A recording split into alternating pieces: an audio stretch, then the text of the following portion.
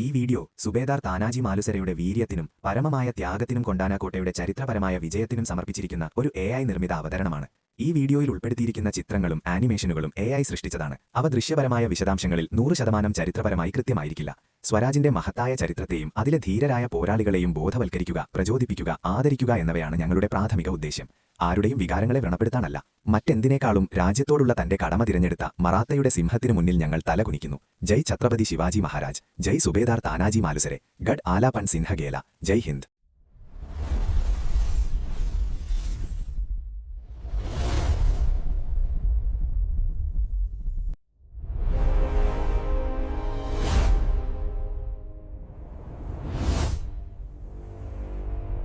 പരുക്കൻ സഹ്യാദ്രി മലനിരകൾ 17-ാം നൂറ്റാണ്ടിലെ ഇരുണ്ട ആകാശത്തിനെതിരെ ഉയർന്നു നിൽക്കുന്നു, വളരെ വലുതും പുരാതനവുമായ രീതിയിൽ. വമ്പൻ കോണ്ടാനക്കോട്ട ഒരു കൽ രാക്ഷസനെ പോലെ നിൽക്കുന്നു, കനത്ത നിഴലുകളാലും തണുത്ത മലമഞ്ഞിനാലും മൂടപ്പെട്ട്. ക്രൂരരായ മുഗൾ കാവൽക്കാർ ഉയർന്ന കൽമതിലുകളിൽ റോന്തു ചുറ്റുന്നു. അവരുടെ മൂർച്ചയുള്ള കുന്തങ്ങൾ ചന്ദ്രന്റെ വെളിച്ചത്തിൽ തിളങ്ങുന്നു. ഉദയ്ഭാൻ റാഥോഡ് ഉയർന്ന ബാൽക്കണിയിൽ നിന്ന് തണുത്ത ഇരുണ്ട കണ്ണുകളോടെ താഴേക്ക് നോക്കുന്നു, അഹങ്കാരത്തോടെ താഴ്വരയെ നിരീക്ഷിക്കുന്നു. രാജ്ഗഡ് കൊട്ടാരത്തിൽ ശിവാജി മഹാരാജ് കനത്ത ദുഃഖത്തോടും വേദന നിറഞ്ഞ ഹൃദയത്തോടും കൂടി ദൂരെയുള്ള കോട്ടയിലേക്ക് നോക്കുന്നു. ജിജാബായി അദ്ദേഹത്തിന്റെ അരികിൽ നിൽക്കുന്നു. അവരുടെ മുഖത്ത് നിശബ്ദവും ഉറച്ചതുമായ തീരുമാനവും തങ്ങളുടെ നാടിനോടുള്ള തീവ്രമായ ആഗ്രഹവും തെളിയുന്നു. താനാജി മാലുസരെ പ്രസന്നവും സന്തോഷഭരിതവുമായ പുഞ്ചിരിയോടെ കൊട്ടാര കവാടത്തിൽ പ്രവേശിക്കുന്നു, ഊഷ്മളതയും ഊർജവും പ്രസരിപ്പിച്ചുകൊണ്ട്.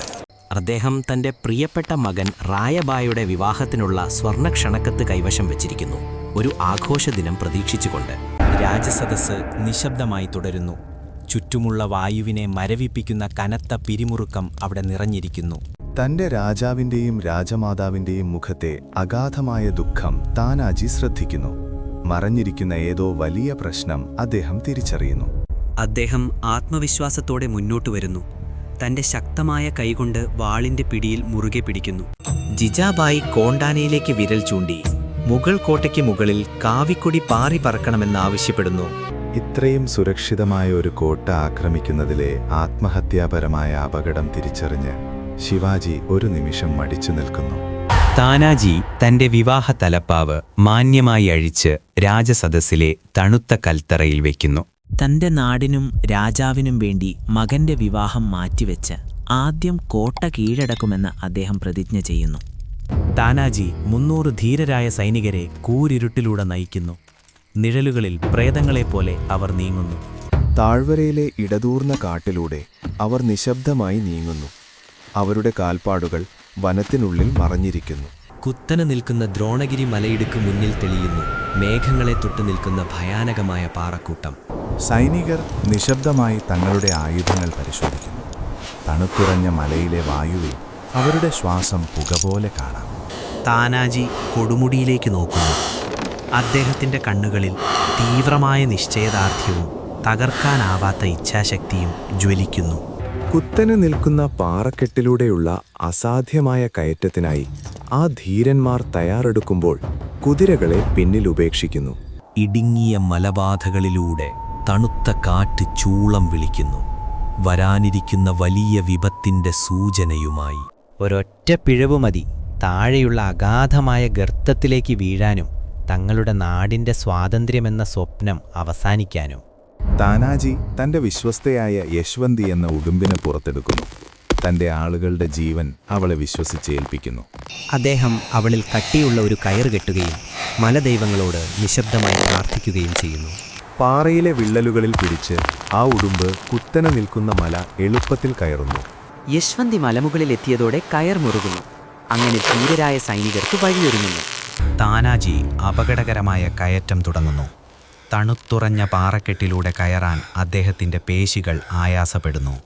മറാത്ത പോരാളികൾ ഓരോരുത്തരായി നിശബ്ദമായ നിഴലുകൾ പോലെ മുകളിലേക്ക് കയറുന്നു, ഓരോ ചുവടിലും മരണത്തെ വെല്ലുവിളിച്ചുകൊണ്ട്. അവർ മുകളിലെത്തി മതിലിനുള്ളിലേക്ക് കടക്കുന്നു.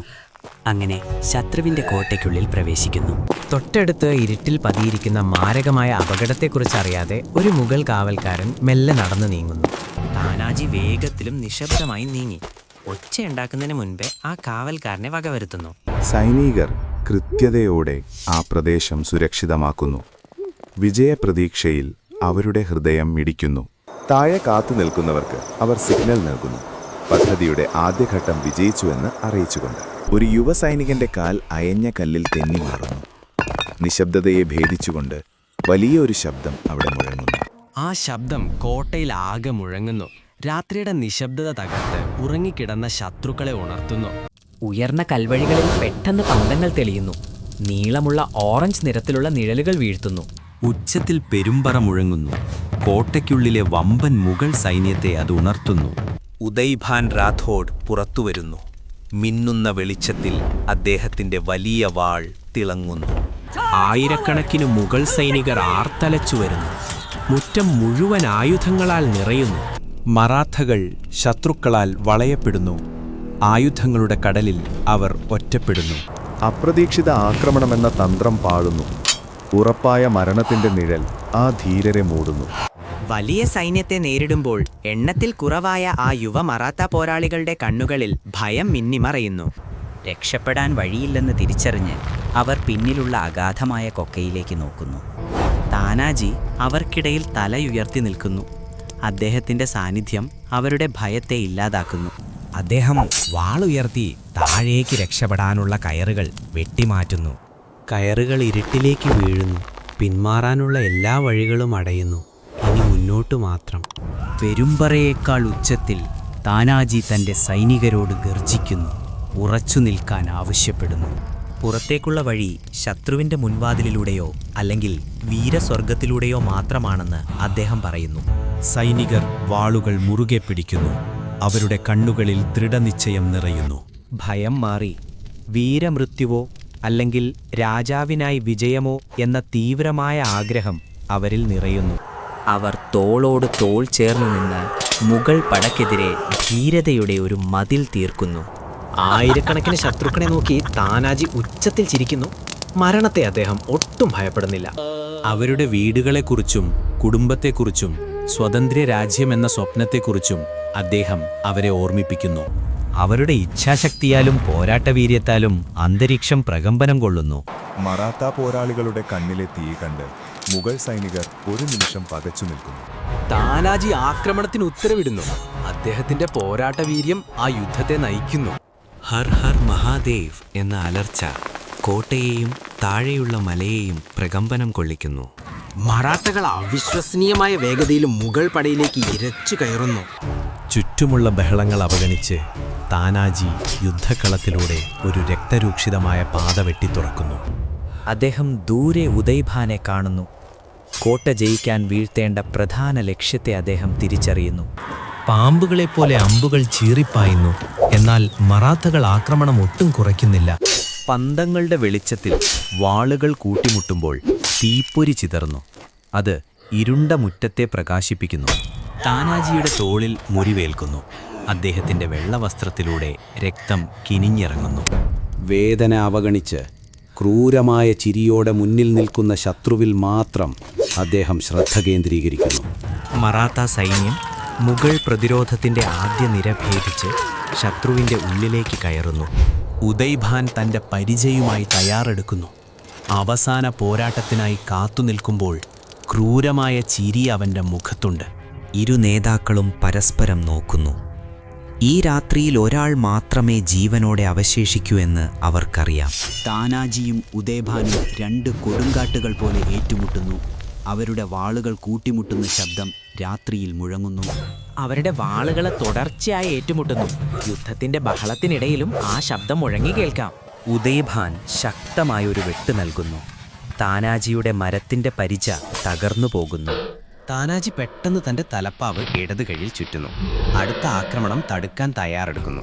കൈ പരിചയാക്കി അദ്ദേഹം ആയുധത്തിന്റെ മൂർച്ചയേറിയ വശത്തെ സ്വന്തം മാംസവും എല്ലും കൊണ്ട് തടയുന്നു. രണ്ടുപേരും മുറിവുകളിൽ നിന്ന് രക്തം വാർന്ന് കിതയ്ക്കുന്നു. താനാജി തൻ്റെ അവസാനത്തെ ശക്തി സംഭരിച്ച് ശത്രുവിനെതിരെ ഒരൊറ്റ വെട്ട് നൽകുന്നു. അദ്ദേഹത്തിൻ്റെ വാൾ ഉദയ്ഭാനെ വകവരുത്തുന്നു. അങ്ങനെ ആ മലമുകളിലെ ക്രൂരഭരണം അവസാനിക്കുന്നു. ഉദയ്ഭാൻ വീഴുമ്പോൾ മാരകമായ മുറിവുകളാൽ താനാജിയും നിലത്തു വീഴുന്നു. തങ്ങളുടെ നേതാവ് വീഴുന്നത് കണ്ട് മറാത്തകൾ കോപത്തോടെ അലറുന്നു. അവർ ഇരട്ടി ശക്തിയോടെ പോരാടി ബാക്കിയുള്ള മുഗൾ ശത്രുക്കളെ ഉന്മൂലനം ചെയ്യുന്നു. സൂര്യാജി ധൈര്യത്തോടെ മുന്നിൽ നിന്ന് നയിക്കുന്നു. കോട്ട മുഴുവൻ പിടിച്ചെടുക്കുന്നു. പ്രഭാതത്തിലെ തണുത്ത കാറ്റിൽ കാവിക്കൊടി ഉയരത്തിൽ പാറിപ്പറക്കുന്നു. ഏറ്റവും ഉയർന്ന കൊടുമുടിയിൽ ഒരു സിഗ്നൽ തീ തെളിക്കുന്നു. രാജ്ഗഡിലുള്ളവർക്കത് കാണാം. വീരമൃത്യു വരിച്ചവരാൽ നിറഞ്ഞ നിശബ്ദമായ യുദ്ധഭൂമിയിൽ സൂര്യൻ ഉദിക്കുന്നു. ശിവാജി മഹാരാജ് കോട്ടയിലെത്തുന്നു. അദ്ദേഹത്തിന്റെ മനസ്സ് എന്തോ ദുരന്തം മണക്കുന്നു. താനാജിയുടെ ചേതനയേറ്റ ശരീരം കണ്ട് അദ്ദേഹം തകർന്ന് മുട്ടുകുത്തിയിരുന്നു പോകുന്നു. ഒരു സഹോദരനെ നഷ്ടപ്പെട്ട വേദനയിൽ രാജാവിൻ്റെ കണ്ണുകൾ നിറയുന്നു. അദ്ദേഹം തൻ്റെ സുഹൃത്തിൻ്റെ കയ്യിൽ സ്പർശിക്കുന്നു. ചരിത്രത്തിൽ എന്നും മുഴങ്ങിക്കേൾക്കുന്ന ആ വാക്കുകൾ അദ്ദേഹം മന്ത്രിക്കുന്നു. രാജ്യത്തിനായി കോട്ട നേടി, പക്ഷേ മറാത്ത സാമ്രാജ്യത്തിന്റെ സിംഹം എന്നേക്കുമായി വിടവാങ്ങി. താനാജിയുടെ ത്യാഗത്തെ മാനിച്ച് കൊണ്ടാന കോട്ടയെ സിംഹഗഡ് എന്ന് പുനർനാമകരണം ചെയ്യുന്നു. ഈ കഥ ജനങ്ങളുടെ ഹൃദയത്തിൽ സ്വാതന്ത്ര്യത്തിനായുള്ള ആഗ്രഹം ആളിക്കത്തിക്കുന്നു. ഒരു മഹത്തായ പോരാളിയുടെ രക്തത്തിലും വിശ്വസ്തതയിലും കെട്ടിപ്പടുത്ത സ്വാതന്ത്ര്യത്തിന്റെ ഒരു പുതിയ യുഗം ആരംഭിക്കുന്നു.